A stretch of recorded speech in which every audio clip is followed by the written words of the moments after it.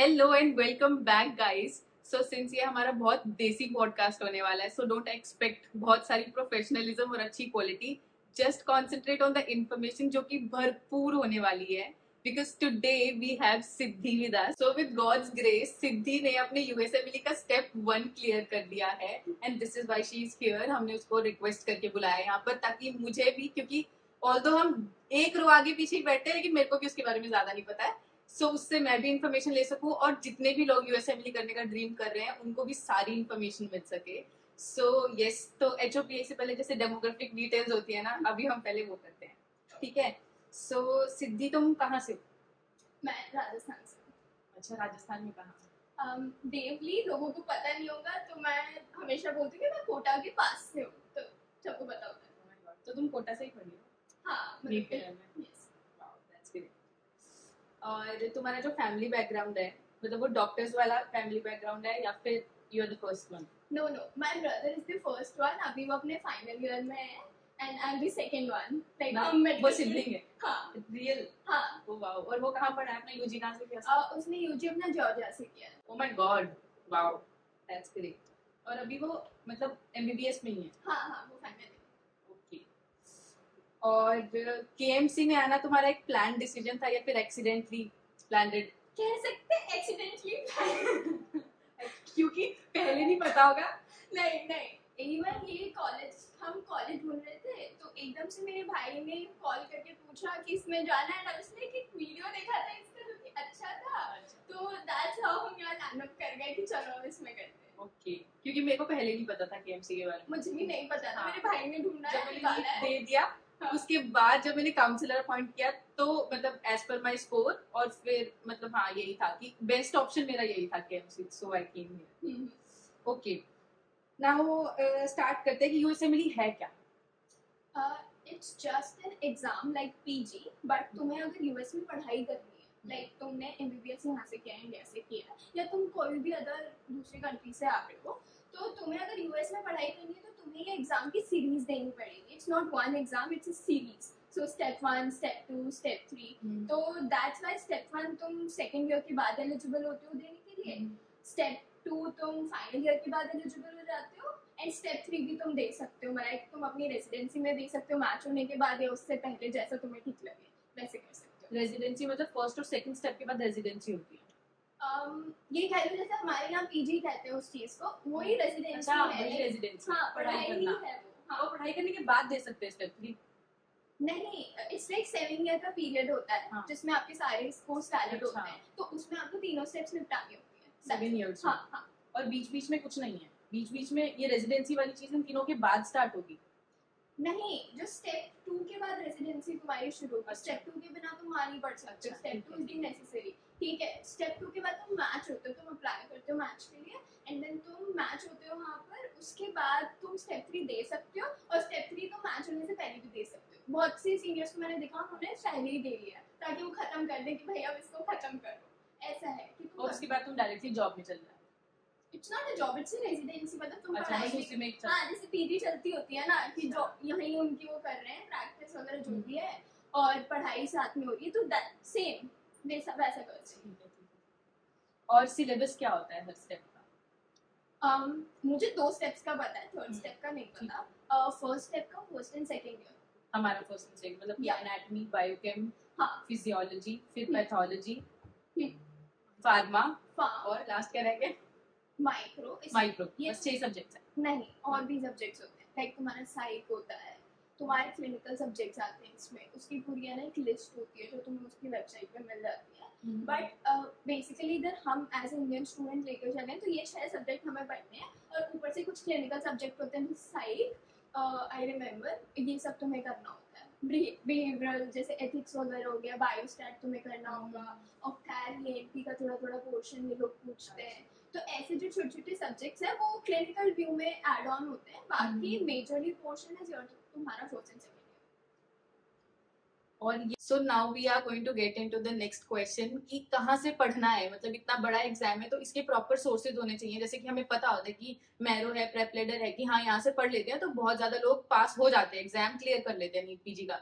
So what are the sources for USMLE जिससे हमें पता हो कि हाँ ये मतलब एकदम परफेक्ट सोर्सेस? ये डिपेंड करता है कि आप अपनी तैयारी के कौन से स्टेज में हो। जैसे मैं कहती हूँ कि आप कौन सी तैयारी के स्टेज में हो, या तुम सोच क्या रहे हो उसके बारे में। Like it depends. अगर तुम केवल सेकंड ईयर में हो, तुम एलिजिबल भी नहीं हो अभी एग्जाम देने के लिए, ठीक है, और या तुम फर्स्ट ईयर में हो, तो तुम्हें गोल्ड स्टैंडर्ड बुक्स पढ़नी चाहिए, ठीक है। जो भी तुम्हारा कॉलेज सजेस्ट करता है गोल्ड स्टैंडर्ड है। गोल्ड स्टैंडर्ड बुक्स पढ़ना पीजी और एमएलई दोनों के लिए बहुत इंपॉर्टेंट है। तो अगर तुम गोल्ड स्टैंडर्ड फॉलो करते हो तो तुम्हारी लाइफ बहुत सॉर्टेड चलेगी आगे। तो try to do that. First and second year के लिए है, ठीक है। अगर तुम फार्म एंड माइक्रो पढ़ रहे हो तो स्टार्ट स्केची, ठीक है। थर्ड ईयर में मे भी तुम्हें टाइम मिले वो करने का या ना मिले पता नहीं, क्योंकि मुझे थर्ड ईयर में फील हुआ था कि मुझे नहीं मिल रहा था, क्योंकि वो टाइम कंज्यूमिंग लगता है। तुम्हें चाहे छोटा ही वीडियो बट तुम्हें टाइम कंज्यूमिंग लगेगा, बहुत सारी चीजें करनी होती है। तो तुम सेकेंड ईयर में हो, स्केची भी निपटा लो, ठीक है, माइक्रो एंड फार्म का। और अगर तुम्हें लगता है बायोकेम के लिए तुम्हें करना है तो वो भी तुम कर सकते हो। तो ऐसा हो गया। अब तुम्हारा रिसोर्स वीडियो रिसोर्स आते हैं। तो पैथ के लिए, तो पैथ के लिए आई विल सजेस्ट, अगर तुम रॉबिन्स पढ़ सकते हो तो बेस्ट है, ठीक है। गोल्ड स्टैंडर्ड हो गया। लेकिन अगर तुम गोल्ड स्टैंडर्ड नहीं पढ़ रहे हो, क्योंकि मैंने भी नहीं पढ़ी थी, मुझसे नहीं पढ़ी जा रही थी, तो मैंने पैथोमा किया। जैसे जैसे फिर साल बढ़ा, जैसे जैसे साल बढ़ा उसके बाद मैंने रॉबिन्स की, ठीक है। उसके बाद मुझे रॉबिन्स बहुत पसंद आई, but at the end of the year, so अब उसमें कुछ काम नहीं बचा, ठीक है, मैं बस पढ़ रही हूँ उसको। तो पैथोमा मैंने फॉलो की थी। टेलीग्राम पे फ्री वीडियोस होते हैं एंड पीडीएफ भी तुम्हें पैथोमा के फ्री वीडियोस मिलते हैं? हाँ, और अमेजोन पे तुम्हें कोई भी पीडीएफ मिल जाएगी उसकी, जो मैंने ऑफलाइन मंगवा ली थी सेकेंड ईयर में, तो पैथ वहाँ से पढ़ी। तो ऐसे जब तुम बहुत अच्छे रिसोर्स से पढ़ाई करते हो, तुम तैयारी भी नहीं कर रहे हो उसकी, लेकिन तुम बहुत अच्छे रिसोर्स से पढ़ रहे हो, तो इट इज़ बेनिफिट। तो तुम्हें उससे बहुत फायदा होगा। एंड फार्म के लिए stick to KDT. KDT it's too big, मतलब और कोई ऑप्शन नहीं है हमारे पास? ऑप्शन है तुम्हारे पास। तुम केडीटी को इजी बना सकते हो। तुम ड्रग को पहले समझ लो। अब तुम कैसे समझोगे? मैंने ऑस्मोसिस से किया था, मैंने ऑस्मोसिस यूज किया था, मजे मजे में वो शुरू किया था, ठीक है। अब मुझे पसंद आ गया। तो जब मुझे वो पसंद आया तो फिर मैंने अपने भाई को कॉल किया, यार मुझे ये चाहिए। तो हम दोनों ने फिर ले लिया ऑस्मोसिस का मतलब? हाँ हाँ, ठीक है। तो ऑस्मोस जो भी ड्रग्स समझ नहीं आ रहे हैं, कंफ्यूजिंग है, तो पहले ऑस्मोसिस से देख लेती थी, उसके बाद भी मैं कुछ भी रीड करती थी। एंड हमारे प्रोफेसर बहुत अच्छे हैं, हमारा फार्म डिपार्टमेंट बहुत ज़्यादा अच्छा है, ठीक है। तो अगर तुम साथ साथ चलोगे तो तुम अपने सेकेंड ईयर के सब्जेक्ट्स पे अगर तुम्हारी ग्रिप है तो भाई तुमने बहुत कुछ कर लिया है, ऑलरेडी कर लिया है, ठीक है। अब जैसे ही तुम थर्ड ईयर में एंटर करते हो, अब तुम सोच रहे हो अब तुम्हें देना चाहिए। अब जब तुम सोच रहे हो कि तुम रेडी हो तैयारी शुरू करने के लिए, डे वन से you will take. Day one मतलब फर्स्ट ईयर की स्टार्टिंग से No, या थर्ड ईयर की? जब तुमने सोच लिया कि तुम्हें प्रिपेयर करना है, तुम कहीं भी हो, थर्ड में हो, फोर्थ में हो, तुम इंटर्नशिप, तुम कहीं भी हो, अगर तुमने यू विल नेसेसरी, तो तुमने सोचा है तुम्हें प्रिपरेशन करनी है, तो दो रिसोर्सेज आते हैं यहाँ पर। यू वर्ल्ड है, वो चाहिए चाहिए। बीएनबी तुम ले सकते हो, तुम नहीं भी ले सकते हो, क्योंकि डिपेंड करता है कि तुम्हारे आगे के साल कैसे रहे, तुम्हें कुछ याद है या नहीं याद है। सो मैंने बीएनबी भी अपने सेकेंड ईयर में के लास्ट में लिया था, बट मुझे लगा था फायदा करेगा, एंड इनिशियली उसने किया, क्योंकि इनिशियली तुम्हें नहीं पता होता, यू वर्ल्ड भी थोड़ा डिफिकल्ट लगता है जब तुम शुरू करते हो। तो जब मैंने बीएनबी लिया तो मैंने उसके वीडियोस देखे एंड देन फर्स्ट एड पढ़ी एंड देन यू वर्ल्ड सॉल्व किया। बट जैसे जैसे तुम प्रिपरेशन में आगे बढ़ते हो, मेरा बीएनबी छूट गया, ठीक है। मेरे को लगा first time in UWorld ही है जो मैं अब कर पा रही हूँ, क्योंकि कॉलेज में बहुत सारे और भी काम करने पड़ते हैं, थक भी जाते हो। तो मेरा बीएनबी धीरे धीरे छूट गया। फिर बीएनबी में मैं सेलेक्टिव हो गई कि ये समझ नहीं आ रहा, तो यहाँ ये मैं देखने जाऊँगी। तो बीएनबी सेलेक्टिव, अगर तुम्हारा बेस स्ट्रॉन्ग है तो मे भी तुम्हें वो लेने की जरूरत ना पड़े, और तुम्हारा बेस स्ट्रॉन्ग भी नहीं, मतलब स्ट्रॉन्ग भी है और तुम्हें ब्रश अप करना है, तो भी उसके लिए बीएनबी अच्छा है। बट बीएनबी की वीडियोस होती हैं? वीडियोस होती हैं, क्वेश्चंस भी होते हैं। मैंने और जब यू वर्ल्ड की भी वीडियोस? ना, यू वर्ल्ड बस क्वेश्चंस होते हैं, but it's a learning tool. वो जिस हिसाब से उसकी स्टेम होती है, जिस हिसाब से वो तुम्हें समझाते हैं, वो बहुत इंपॉर्टेंट। मतलब क्वेश्चंस और फिर उसके आंसर्स वो मतलब प्रोफेसर समझा रहे हैं ऐसे? ना ना ना ना, you will just a question bank बस देते हैं? ये क्वेश्चन बैंक है, बट उस क्वेश्चन बैंक के जो एक्सप्लेनेशंस होते हैं, that is so good. Like वो तुम्हें बहुत अच्छा स्टूडेंट बना देते हैं क्लिनिकली। तो तुम अपने कॉलेज में भी अच्छे होते जाते हो साइड टू साइड, और तुम अपना प्रिपरेशन में भी अच्छे हो। तो यू वर्ल्ड इज नेसेसरी। तुमने अगर सोचा है कि तुम्हें प्रिपरेशन स्टार्ट करनी है तो उसी दिन तुम यू वर्ल्ड से शुरू करो। मैं नहीं कहूँगी कि पहले ये करो पहले वो करो, no, day one start UWorld. जब भी तुमने, अगर फर्स्ट ईयर से किसी ने सोचा है कि मेरे को यूएसएमएल देना है, तो क्या उसको लेना चाहिए? नहीं नहीं, बिल्कुल नहीं। तो वही तो मैं कह रही हूँ कि after second year you world लेने का कोई मतलब है, क्योंकि सेकेंड ईयर से पहले तो तुम एलिजिबल नहीं हो, हाँ। ठीक है, सेकेंड ईयर पास होगा, मतलब सेकंड ईयर तक बस अपनी गोल्ड स्टैंडर्ड फॉलो करते रहो और फिर उसके बाद यू वर्ल्ड और बीएनबी की तैयारी करो। हाँ, तो ये बहुत आइडियल वे है, ठीक है।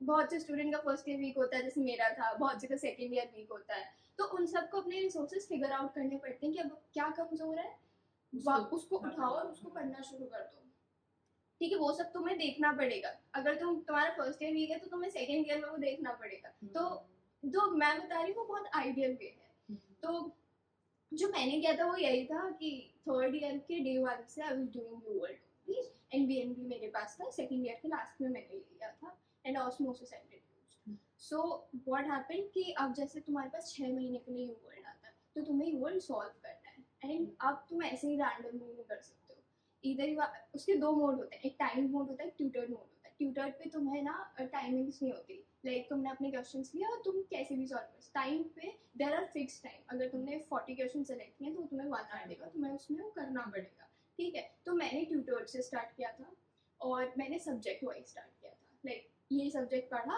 इस सब्जेक्ट के क्वेश्चन किए, ये सब्जेक्ट पढ़ा, इस सब्जेक्ट के क्वेश्चन किए। एंड गोल ऐसा डिसाइड करना होता है कि तुम्हें नहीं पता होता तुम्हें कैसे करना है। यूएल में तुम्हारे पास 3600 के समथिंग क्वेश्चंस होते हैं, बट वो बहुत ह्यूज होते हैं क्योंकि उनका review is the task, solve करना is not the task at all, but review करना इज अ टास्क। सो तुम्हें बहुत अच्छे से रिव्यू करना होता है क्वेश्चंस को। तो मेरा टारगेट ये था कि मैं 40 क्वेश्चन एक दिन में करूँ, ठीक है, और उनको उसी दिन रिव्यू करूँ। एंड पैसिवली अगर मैं फर्स्ट एड में कुछ लिख सकती हूँ तो लिख लूँ, अगर नहीं लिख पाई तो भी कोई बात नहीं, बट मैं फर्स्ट एड पढ़ के वो करूँ, साथ साथ चलाना है दोनों को। सो अब जैसे कॉलेज डे शुरू हो गए, अब कॉलेज में तुम थक जाते हो, बहुत कुछ करना होता है, पोस्टिंग जाना होता है, कुछ पोस्टिंग हेक्टिक होती है, कुछ पोस्टिंग में तुम कुछ नहीं कर रहे होते, तो तुम्हें अपने हिसाब से वो डिपेंड करता है तुम्हारी कौन सी पोस्टिंग क्या चल रहा है, उस हिसाब से तुम्हें मैनेज करना होता है। तो सॉल्व तुम्हें पढ़ना कैसे यूएल से, तो तुम देखोगे कि एक ब्लॉक हो गया, रिव्यू हो गया, फर्स्ट एड हो गई, दैट्स इट। उसके बाद बीएनपी से अगर तुम्हें कुछ समझ नहीं आ रहा देख लो, and give yourself a target. एक सब्जेक्ट उठा तुमने, एक सिस्टम उठाया, इट्स नॉट सब्जेक्ट, तुमने एक सिस्टम उठाया, गिव योरसेल्फ 1 वीक और 1.5 वीक का टाइम। अब उस 1 वीक में डिवाइड करो उसको, 1 वीक में जैसे 1.5 वीक लिया, चलो 3 दिन तुमने पैथ को दे दिए, 3 दिन तुमने फिजियो, बट वही सेम सिस्टम हर सब्जेक्ट को। हाँ, अब तुमने सिस्टम उठाया, उस सिस्टम की पैथोलॉजी, उस सिस्टम की फार्म, उस सिस्टम की माइक्रो जितना भी है, माइक्रो मैंने देती थी, माइक्रो मैंने लास्ट में किया है, बट मैं मोटा मोटा देती थी कि मैं पैथ को सबसे ज़्यादा टाइम दूँ, उसके बाद फिजियो एनाट क्योंकि मेरी बहुत कम थी, तो फिजियो एनाट एमटीओ को मैं ऐसे 3 दिन दे देती थी। तो it's like you have to divide it in small small pieces. तुम इतने पैसे जान कि तुम एक दिन में क्या कर रहे हो, और उस एक दिन में भी तुम डिवाइड कर रहे हो कि अच्छा एक दिन में भी मेरे को ये टास्क कंप्लीट करना है। इसको तुम क्वांटिटेटिवली क्वालिटेटिवली दोनों में कर सकते हो। क्वांटिटी मतलब 6 से 7 घंटे तुम्हें लगाने ही लगाने हैं, अगर तुम 6 से 7 नहीं लगा पा रहे हो, 5 भी लगा पा रहे हो और वो एफिशिएंट है, वो भी बहुत है, ठीक है। तो ऐसे तुम डिवाइड करो, और तुम अगर ऐसे कंसिस्टेंसी वाइज करोगे तो आई थिंक तुम 4 या 5 महीने में खत्म हो जाएगा। हाँ, और उसके बाद तुम्हें एनवीएमईज लेना शुरू करना होगा, जो कि होता है practice test. Practice test in the sense कि उसमें ना 4 ब्लॉक्स होते हैं, उनमें 50 क्वेश्चन होते हैं, एंड 1.5 नो 1 आवर 15 मिनट्स में तुमको करना होता है, ठीक है। वो 50 क्वेश्चन तुमको करना, ये अब प्रैक्टिस टेस्ट है। इट्स लाइक एग्जैक्टली वैसा ही है जैसे यूएसएमएल का मतलब एक्चुअल एग्जाम होगा, ठीक है। अब इसमें 2 चीज आती है, उसका कंटेंट एग्जैक्टली वैसा है, बट उसकी क्वेश्चन स्टेम एग्जैक्टली वैसी नहीं, क्वेश्चन स्टेम बहुत छोटी होती है, ठीक है। यूएसएमएल की क्वेश्चन स्टेम वेरी करती है कि वो कभी ज्यादा हो सकती है, कभी कम हो सकती है, बहुत छोटी भी हो सकती है, 1 लाइनर भी हो सकती है, बट बहुत वेरी करती है। बट जो कंटेंट है एनबीएमई का is exact same. So in the last month तुम्हें यूएल का एक्सटेंशन लेना पड़ेगा, यूएल सॉल्व करने के लिए नहीं, बस रखने के लिए, क्योंकि मैंने बस रखने के लिए लिया था, यूएल इतना सॉल्व नहीं कर रही थी।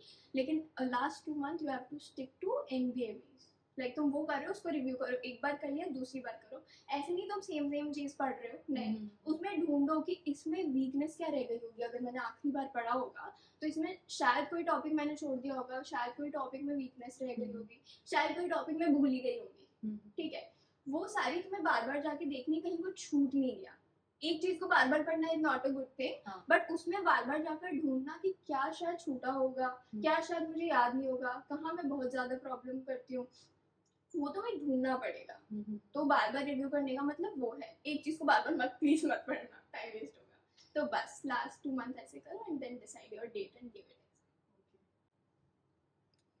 तुमने यही क्यों चूज किया कि तुम यूएसएमएल करोगी? क्योंकि नॉर्मली तो हम सब यही सोचते हैं कि अब नीट यूजी किया था, एमबीबीएस कर लिया, नीट पीजी देंगे और फिर कोई ब्रांच मिल जाएगी। मतलब ये सोचना थोड़ा गट्स लेता है कि यूएसएमएल ही करेंगे। अब ये कह लो कि मैंने ऐसा कोई ऐसा कंपैरिजन ही नहीं किया है कि यूएसएमएल अच्छा है पीजी, दोनों में बहुत ज्यादा मेहनत जाती है, ये मेरे को पता है।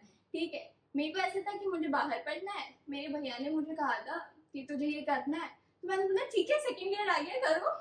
तो ऐसे मैंने स्टार्ट कर दिया। और उस टाइम पे मुझे बहुत सारे क्वेश्चन आते थे कि मैं कर क्या रही हूँ अपनी लाइफ के साथ। तो मैंने बोला अब कुछ खराब नहीं करूंगी मैंने जितना कॉलेज लाइफ देखनी थी, जो करना था कर लिया। तो मैंने ऐसे स्टार्ट कर दिया। और फिर एक बार स्टार्ट करते हो तो आप नेक्स्ट स्टेप ही देखते हो, पीछे का देखते ही नहीं हो। तो ऐसे बस मैंने शुरू कर दिया। और टोटल एक्सपेंस कितना है? जैसे हमें पता है कि एमबीबीएस के बाद हमें सीधा पीजी का पेपर देना है, उसका रजिस्ट्रेशन फी होगा थोड़ा बहुत, उसके अलावा उसका कोई एक्सपेंस नहीं है, तुम्हें अपने आप पे पढ़ना है। लेकिन बीच में ये यू वर्ल्ड है, बॉर्ड्स एंड बियॉन्ड है, ये कितनी सारी सब्सक्रिप्शंस लेते हैं, कितना कुछ करते हैं, और स्टेप्स के भी पैसे लगते हैं कुछ। हाँ, कुछ टोटल कितना खर्चा आता है? कुछ का मुझे डॉलर्स में आता है, कुछ का मुझे पैसे में आता है। ठीक है, सो यू वर्ल्ड अराउंड 45,000 होता है आपका केवल 6 मंथ्स का। उसके बाद अगर आपको एक्सटेंड करना है तो इट्स लाइक $199, मतलब एक महीने का $100 होता है। ठीक है, एक्सटेंशन। तो मैंने 2 का लिया था क्योंकि मुझे पता नहीं था कि मेरी डेट कहाँ पड़ेगी, क्योंकि डेट डिसाइड करना प्रोमेट्रिक सेंटर पे डेट में आया वाज टफ। ठीक है, तो मुझे वो नहीं पता था। एंड BNB 21,000, स्केची मेरा वो था डुप्लीकेट वाला जो सबको पता है, सबको मिल जाता है। ठीक है, बाकी और कोई रिसोर्स मैंने यूज नहीं किया। एंड आपका स्टेप का जो तुम्हारा होता है वो तो तुम्हारा $1,080 समथिंग। एंड जो तुम्हारा क्या होता है ECFMG सर्टिफिकेशन $1,080। यस, तो काफी ज्यादा हुआ है। हाँ, वो स्टेप 1 का है सिर्फ। हाँ, हर स्टेप में इतने लगते हैं। My God. तो और तुम्हारे को था ECFMG सर्टिफिकेशन, उसमें शायद $150-160 के आसपास होता है। तो मतलब ये देखिए खर्चा बहुत होता है। हाँ, होता है। तो जो मतलब बेसिक इंसान है वो ये सपना भी नहीं देख सकता। देख सकता है, आप इन्वेस्ट ही कर रहे हो, ये इन्वेस्ट कर रहे हैं, लेकिन अगर वो इतना अफोर्ड नहीं कर सकता है हाँ, तो वो नहीं कर सकता। तो शायद प्रॉब्लमेटिक है ना? ओके।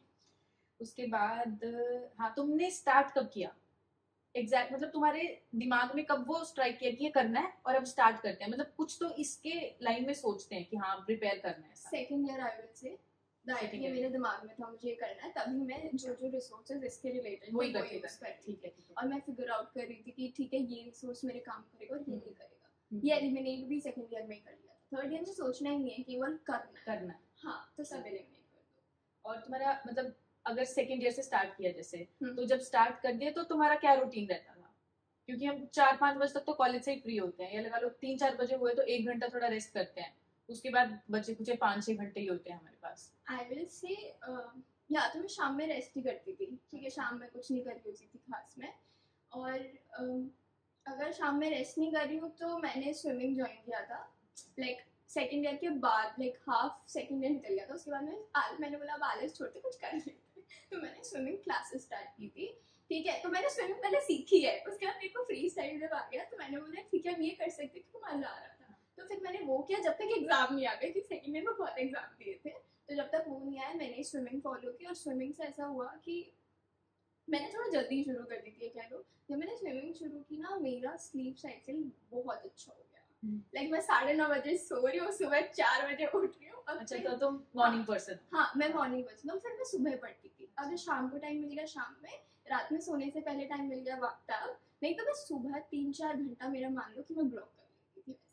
और ये सब स्विमिंग से हुआ था, क्योंकि मेरी स्लीप बहुत फंक्ड अप थी उस टाइम से, मुझे अच्छी नहीं आती थी।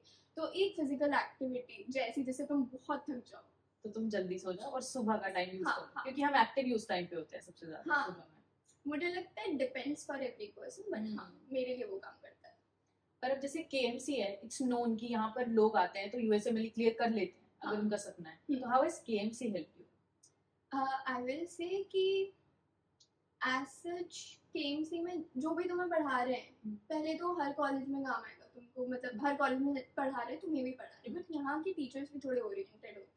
कि अगर वो बता देते हैं तुम ये दे रहे हो ना तो ये देख लो ये तुम्हारे काम तो का है। तुम्हारे साथ ऐसा हुआ है कि तुमने टीचर को अप्रोच किया हो, उसने तुम्हारी वैसी हेल्प की हो, या फिर नहीं नहीं ऐसा? मैंने कभी किसी को ही अप्रोच नहीं किया इस मामले में। मैंने बस अपनी एक दीदी थी, मेरे भाई की फ्रेंड है जिनका निकला, तो मैंने बस उनको अप्रोच किया था इस मामले में, या सीनियर्स को पर्सनल रिप्लाई नहीं किया तो बट पता है यहाँ पे ना तुम्हें बहुत लोग मिलेंगे and they will support you. I think है ना, हमारे कॉलेज में अगर आप कॉलेज को बता के देते हो तो वो शायद तुम्हें क्लेम्स वगैरह भी देते हैं, ऐसा ऐसा मैंने सुना है। कितना होता है I don't यूज know। नहीं किया? यूज नहीं किया, ठीक है, क्योंकि मेरे को बस किसी को नहीं बताना था और करना था। और हाँ that's it। और अब एक चीज है जो बहुत ज्यादा, मतलब र्यूमर तो है इस चीज का, मेरे को पता नहीं है कि सच है या नहीं, कि यूएसएमएलई को क्लियर करने के लिए को करिकुलम में तुम्हारा बहुत ज्यादा अच्छा ग्रास्प होना चाहिए, तुम्हारी सीवी अच्छी होनी चाहिए। ये है और it is important, your CV is very important, क्योंकि बाद में तुम्हें इंटरव्यू से ही तुम्हारी रेजिडेंसी मिलेगी, ठीक है। सो अब ये डिपेंड करता है कि तुम कैसे हो। अगर तुम्हारा को करिकुलर वैसे ही अच्छा है तो फोकस ऑन स्टडीज, ठीक है। मेरा बिल्कुल ही अच्छा नहीं था मैं कहूँगी, और मैं जो फिगर आउट कर रही थी कि मैं अपनी सीवी कैसे अच्छी करूँ, तो उसमें मुझे ऐसा लग रहा था कि वो तुम्हारा क्या देखते हैं सीवी में बहुत इंपॉर्टेंट है जानना। अगर तुम्हें पता ही नहीं है कि वो तुम्हारा सीवी में देखने क्या वाले हैं, और तुम हाँ। बस फालतू में केस प्रेजेंटेशन पोस्टर प्रेजेंटेशन किए जा रहे हो और उसका कोई मतलब नहीं निकलेगा। एट द एंड वो तुम्हारा गुड रिसर्च देखेंगे कि तुमने किया है तो वो अच्छी क्वालिटी का है या नहीं है, ठीक है। या तुम कितने क्यूरियस रहे हो रिसर्च में, तुम अदर एक्टिविटी किसी स्पोर्ट में क्यूरियस रहे हो, या तुम्हारी कोई और अदर हॉबीज हैं, हैबिट्स हैं, तो वो तुम्हारे ये सब देखते जरूर हैं। बट अगर तुम फिगर आउट नहीं कर पा रहे हो तो focus on studies, I will say तुम फिगर आउट कर लोगे, तुम कॉन्फ्रेंस अटेंड कर लोगे, तुम सब कर लोगे। मतलब छोड़ सकते हैं आगे के लिए? छोड़ नहीं सकते, बिकॉज इट डिपेंड्स, तुम्हारी होती है क्लिनिकल रोटेशंस। अब अगर तुम इंटर्नशिप में जाओगे ना तो तुम्हें वो ऑब्जर्वेशन देंगे, उसमें क्या होता है तुम देख सकते हो, तुम पेशेंट को टच नहीं कर सकते हो, उसका मतलब नहीं होता कुछ उतना जितना तुम्हारा होता है जब तुम अपने ईयर्स में हो, लाइक तुम थर्ड या फोर्थ ईयर में हो। अब तुम्हारे जैसे हमारे कॉलेज से एक्सचेंज जाते हैं, तो क्या तुम्हें क्लिनिकल हैंड्स ऑन वाली मिलती है जिसमें तुम पेशेंट को टच कर सकते हो, मतलब उनसे बात कर सकते हो, हिस्ट्री देख सकते हो, उनसे इंटरेक्शन कर सकते हो, तो वो ज्यादा मैटर करता है, तो वो तुम्हें चाहिए होता है। वो तुम थर्ड ईयर फोर्थ ईयर, हमारा ये थर्ड ईयर फोर्थ ईयर। हाँ, तो तुम फाइनल ईयर में सब ज्यादातर करते हैं। वो clinical rotation is the must, because वहाँ से तुम्हारे LORs आते हैं। Okay, that makes your CV good. LOR मतलब? लेटर ऑफ रिकमेंडेशन, या तो वो तुम्हें जहाँ से जितने अच्छे मिलते हैं, जितने मिलते हैं, मतलब दैट विल वर्क। तो फिर केएमसी इस चीज में तो हेल्प कर ही रहा है। हाँ वो कर रहा है। फोर्थ ईयर में तुम्हें मस्त मिल जाएगा सीवी के लिए। हाँ, क्योंकि KMC VSL एफिलिएटेड है। हाँ, and it is the most important thing, तुम्हें बहुत आसानी से मिल जाएंगी यूनिवर्सिटीज बाहर जाने के लिए। एंड तुम्हारा alumni network is very strong, तो तुम्हें वहाँ से हेल्प मिलती है। मतलब उतना स्ट्रेस की बात नहीं है कि सीवी को हमें अच्छा करना है, 10 चीजें करनी है। हाँ, अगर तुम्हें पता नहीं है कि सीवी में एक्चुअली क्या जाता है तो फालतू चीजें सीवी के नाम पे करना मुझे ऐसा लगता है कि नहीं होना चाहिए। ओके,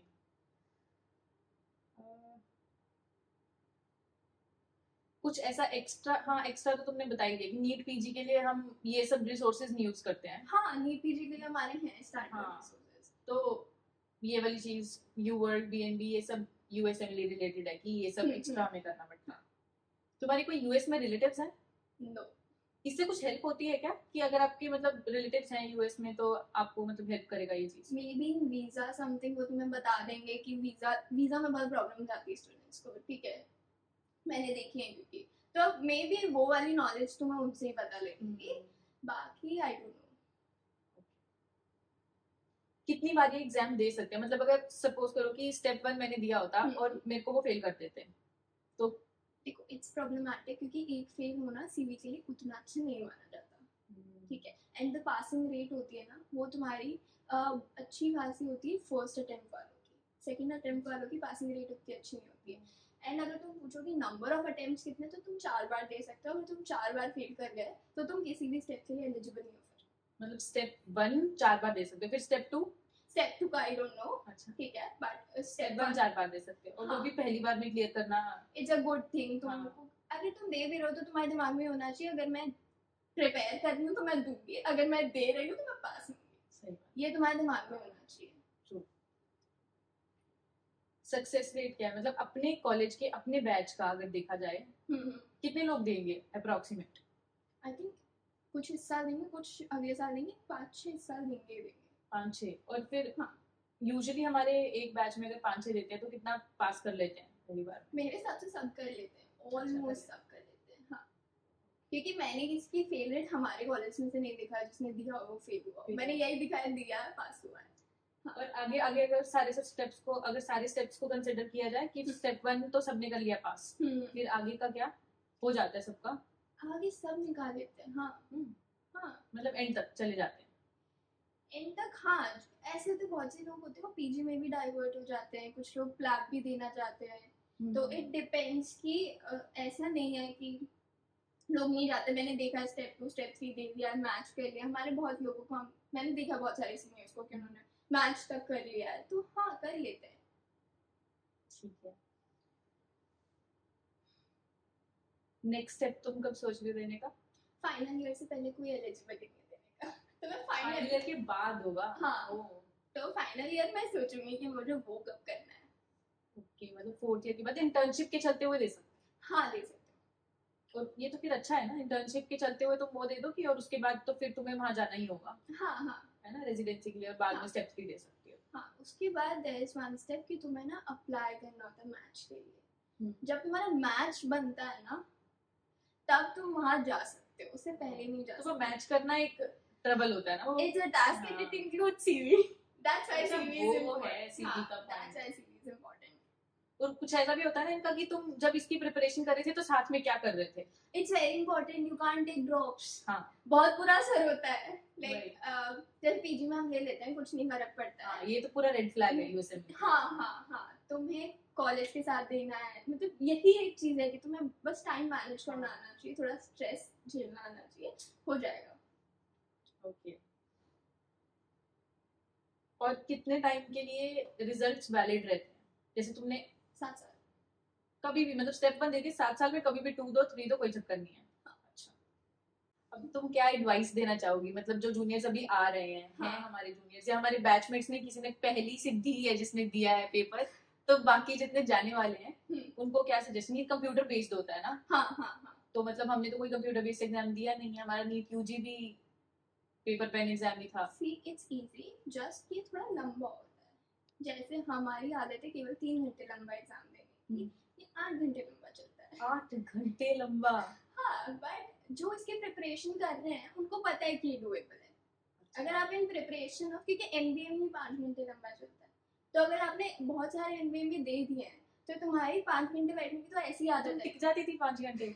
आई विल से कि वो डेवलप करना पड़ता है। 5 घंटे पेपर दे रहे हैं, मतलब पूरा दिमाग लगा रहे हैं 5 घंटे। ऐसे नहीं होता, you can take breaks in between. वहां भी ले सकते हैं? हाँ, मिलते हैं तुमको ब्रेक्स, तुम हर 1 घंटे के बाद ब्रेक ले सकते हो। मैं जा रही हूँ कॉफी पीने, हाँ। 1 घंटे का हो गया अगर तुम्हारे पास कॉफी है तो वो कर सकते हो वहाँ पर। मतलब अपनी कॉफी साथ लेके चलो? हाँ, अपना खाना साथ लेके चलो। अच्छा। Even तुम्हारी किताबें भी तुम्हारे लॉकर में होते हैं, अगर तुम्हें वो भी देखनी है देख लो, फोन चला लो।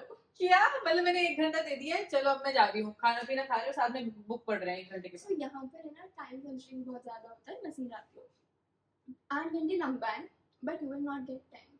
तुम्हें बस खाना खाने जितना, बाथरूम जाने जितना, बस इतना ही टाइम मिलेगा तुम्हें। उसके बाद तुम्हें टाइम ही नहीं मिलता है।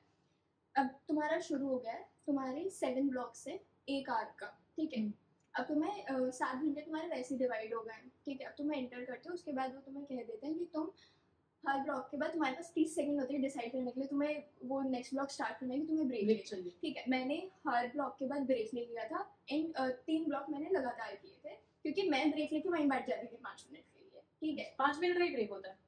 नहीं, तुम्हारे पास 1 घंटा होता है ब्रेक लेने के लिए। अब कितना भी करते रहो, तुम्हें मैनेज करना है। अगर तुमने 1 घंटे से ज्यादा ब्रेक लिया, it's not good for you, ठीक है। फिर कुछ भी हो सकता है। 1 घंटे से ज्यादा ले ही सकते ना, 7 नहीं घंटे ले का। सकते, हाँ ले नहीं सकते, फिर तुम्हारे पेपर में से कटता है वो टाइम। Oh my God. ठीक है, तो तुम्हें वो मैनेज करना है कि तुम्हें वो 1 घंटा कैसे यूज करना है, ठीक है। तो पहले 3 घंटे तो मैंने बस 5-5, 6-6 मिनट का ब्रेक लिया, वहीं बैठी रही और मैंने सॉर्टेड, क्योंकि एनबीए से आदत पड़ गई, हाँ।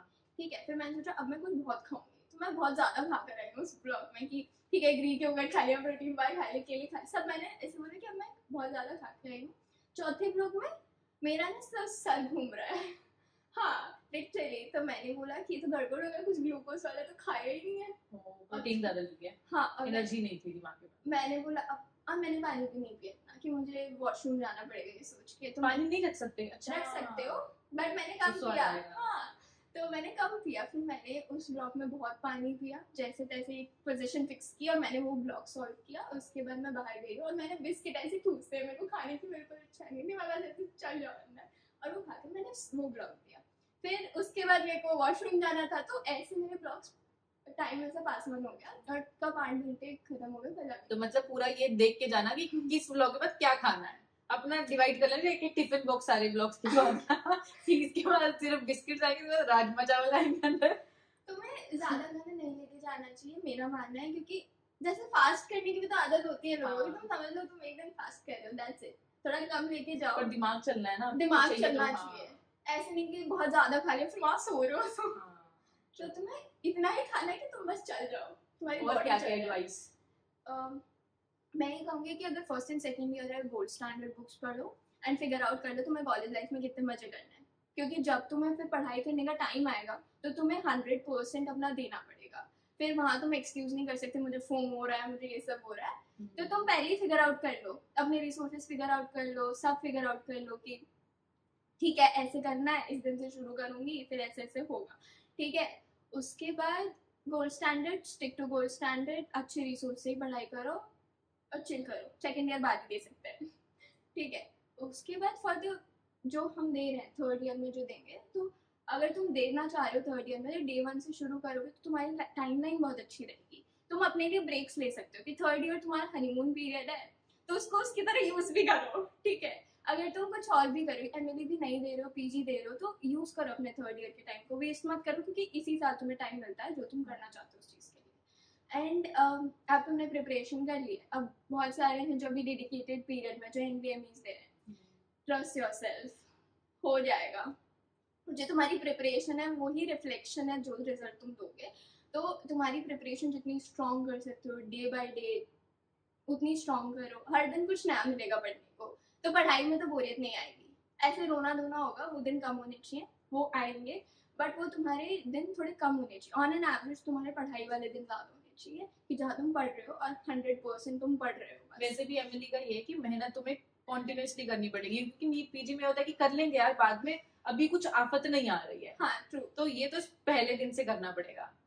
You have to be consistent, like अगर तुमने एक बार शुरू कर दिया तो फिर तुम पीछे नहीं जा सकते हो, फिर तुम्हें आगे बढ़ते रहना पड़ेगा, शुरू कर दिए तो अब रजिस्टर करो, रजिस्टर कर दी तो डेट डिसाइड करो, डेट डिसाइड हो गई है तो अब बस इसको पोस्टपोन मत करो, क्योंकि मैं बहुत डाउट्स आते हैं भाई इसमें, हाँ लाइक क्योंकि सीवी का एक बर्डन रहता है सबके दिमाग पे। सीवी का बर्डन है, स्टेप्स भी थोड़ा डिफिकल्ट पड़ता है, हमने ऐसे एग्जाम दिया ही नहीं होता है। हाँ, तो मैं पता है 10-15 दिन पहले ना घर पे रो रही थी कि मैं पोस्टपोन कर दूँ पोस्टपोन कर दूँ, एंड मैंने पोस्टपोन इसलिए नहीं किया, सबको लगता है मैंने जल्दी किया, but I have prepared enough, मैंने जितना टाइम चाहिए था उतना दे दिया, शायद मैंने जल्दी शुरू कर दिया इसलिए मेरी टाइमलाइन, अब मैं ब्रेक पे चल रही हूँ फिलहाल, तो अच्छी बात है यार, तो करना भी चाहिए। ऐसे कर सकते हो, तो वैसे करो, बट जो भी अभी दे रहे हो उनके लिए यही है, trust your self, don't give up, हो जाएगा, एनबीएमई के स्कोर्स इंक्रीज होते रहने चाहिए, बस बाकी सब हो जाएगा। ये बंद तो नहीं हुई है ना, चल रही है? वाह जी, मेरा फोन तो बहुत सियाना हो गया।